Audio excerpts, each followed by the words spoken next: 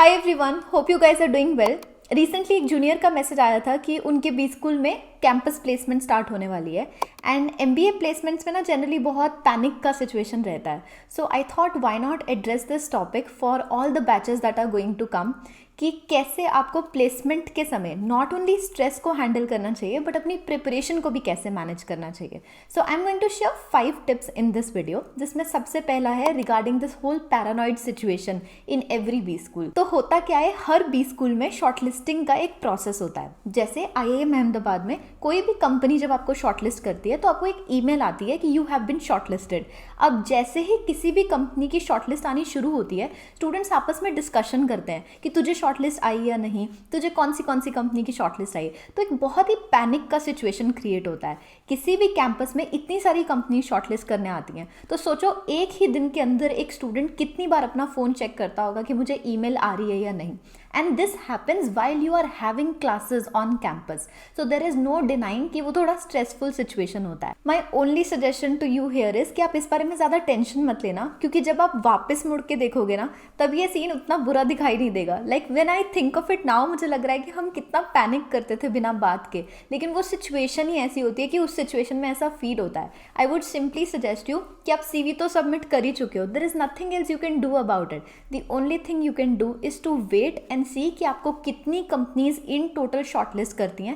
Eight the end of the day every single person will have a handful of options to choose from. तो ऐसा मत सोचना कि you are being left out while other people are receiving the shortlist. So I know ये बोलने में आसान लगता है, but I have been through it, so I know कि लॉन्ग रन में वो चीज़ इतनी मैटर नहीं करती है। तो अगर पॉसिबल हो तो उसको इस पर्सपेक्टिव से देखना कि इट्स ओनली अ फेज जो कुछ दिन के लिए चलने वाला है। My second tip to you is regarding expectations. हर पर्सन जब अपनी प्रोफाइल को देखता है, उसे यही लगता है कि मुझे बहुत सारी शॉर्टलिस्ट आ जाएंगी, लेकिन काफ़ी बार हमारी एक्सपेक्टेशन कंपनी की एक्सपेक्टेशन से मैच नहीं करती। And then we start wondering कि उस पर्सन को कैसे शॉर्टलिस्ट आ गई जब मेरा CV उससे बेटर था। यू कैन नेवर डिटरमाइन कि किसी कंपनी ने तुम्हें शॉर्टलिस्ट क्यों नहीं किया और किसी और को शॉर्टलिस्ट क्यों किया।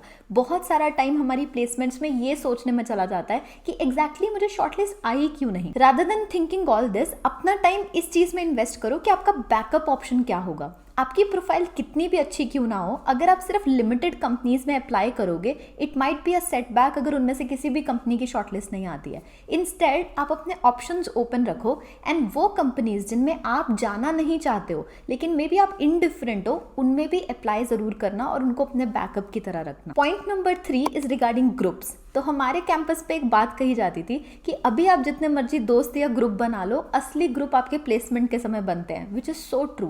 क्योंकि जब आपको एक बार शॉर्टलिस्ट आनी शुरू होती है, तब स्टूडेंट्स डिसाइड करते हैं कि उन्हें कौन से ग्रुप में प्रिपरेशन करनी है। देखो, जब आप कंसल्टिंग प्रिपरेशन करते हो तो आपको एक केस ग्रुप चाहिए होता है जिनके साथ आप केस स्टडी की प्रिपरेशन कर पाओ।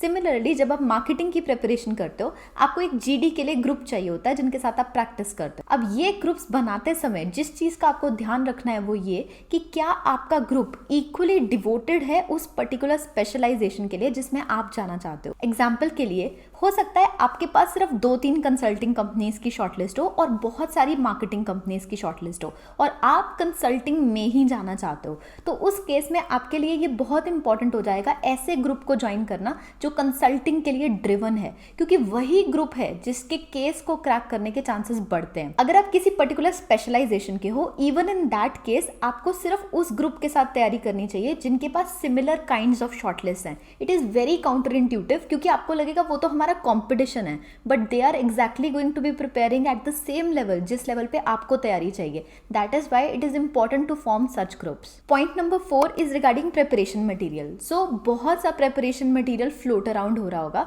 बट सबसे अच्छा प्लेसमेंट मटेरियल आपके क्लब्स और सोसाइटीज आपको प्रोवाइड करते हैं, जिनके पास हर साल का डेटा होता है कि कौन से क्वेश्चंस पूछे गए थे by each and every company. Most colleges में आपका प्लेसमेंट सेल या फिर के जो क्लब्स हैं जैसे कि marketing club, consulting club, finance club या आपके सीनियर्स ऐसा डेटा स्टोर करके रखते हैं। आपका ऑब्जेक्टिव होना चाहिए कि आप प्लेसमेंट स्टार्ट होने से पहले इन रिसोर्सेज नॉलेजेस को एक्वायर करने की कोशिश करो ताकि आपके पास एम्पल टाइम हो उनको प्रैक्टिस करने की। इसके अलावा एक ऐसा रिसोर्स जो हर स्पेशलाइजेशन, हर फंक्शन के स्टूडेंट के पास होना चाहिए, that is HR HR questions.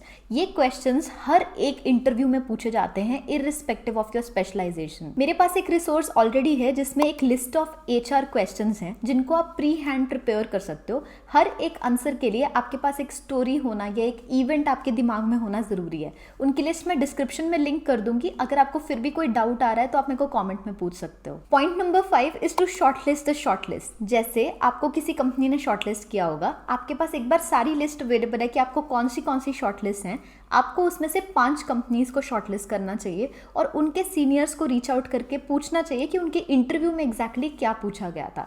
The reason I am saying कि 5 कंपनीज, उससे आपको एक तो ये क्लैरिटी मिल जाएगी कि आपको पहले किसके इंटरव्यू में बैठना है, और दूसरा जब आप किसी भी सीनियर को मिलते हो और उनसे पूछते हो कि उनके इंटरव्यू में एग्जैक्टली क्या हुआ था, यू गेट टू नो कि उस पर्टिकुलर कंपनी की वैल्यूज क्या हैं। मोस्टली आपके सीनियर्स ने वहां पर इंटर्न भी किया होगा, so they can tell you exactly कि उनके इंटरव्यू में ऐसा क्या पूछा गया था और उन्होंने ऐसा क्या आंसर किया था जिसकी वजह से वो सिलेक्ट हुए हैं। Catching upon those points is very important. मुझे आज भी याद है कि मेरे मॉन्डलीज का इंटरव्यू इसलिए क्रैक हुआ था बिकॉज मैंने अपने सीनियर से पूछा था कि उन्होंने एग्जैक्टली क्या आंसर दिया था। I didn't repeat his answers but I picked up on the points जो कंपनी के वैल्यू सिस्टम में थी। सो अंडरस्टैंडिंग ऐसे की points can help you crack those interviews better. So these are the 5 points that I basically wanted to cover. And अगर आप में से कभी भी किसी को भी रीच आउट करना हो, अगर स्ट्रेस फील हो रहा हो या कोई क्वेश्चन हो, you can add it to the latest video on the channel. I'll definitely reply to it. Thanks guys, all the best.